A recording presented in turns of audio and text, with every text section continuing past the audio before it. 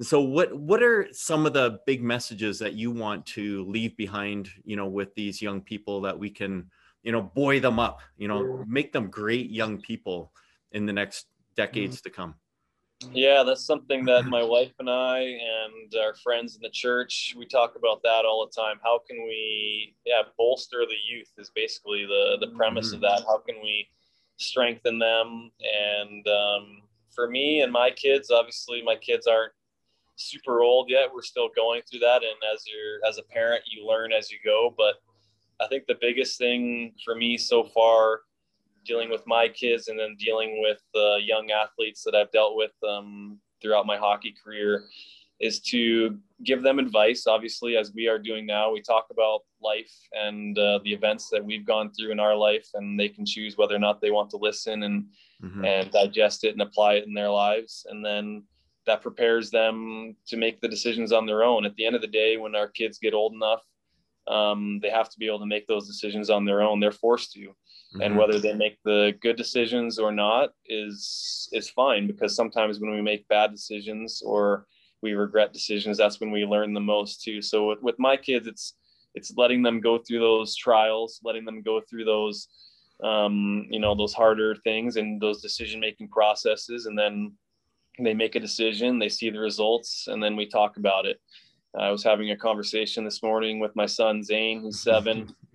2 weeks from now, he has to make a decision. He has a cousin coming up from Utah. He's going to be here for 3 days. Doesn't get to see this cousin very often.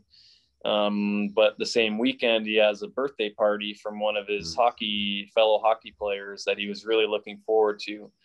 So he has to make a decision on where to allocate his time and where he's going to be. And there isn't a right decision or a wrong decision, but it's a decision, and that's life, right? Those decisions get more and more important as you get older. Obviously, a birthday party and cousin time aren't super important, but as you get older, those decisions become even more and more important. So you let them make their decisions, and then you see what happens, and see how it plays out, and then you talk about it, whether maybe it would have been better to do it a different way, and you learn. I think that's the biggest thing. We can't take the trials away from the youth.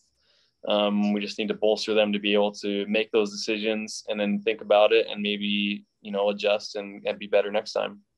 I think you set a good example for your kids, and that's an important parenting thing. And I think back to when my kids were, like back 15 years ago when they were still little, and we used to think, wow, we're going to not have them play video games. We won't buy a video console. And it's like, wow, the world happens so fast. Like, some of those decisions just get pulled away from you. But it's that setting a good example and being good people. And that really makes a big difference when it comes to, kids making good decisions, I think. So you've done well there, I think.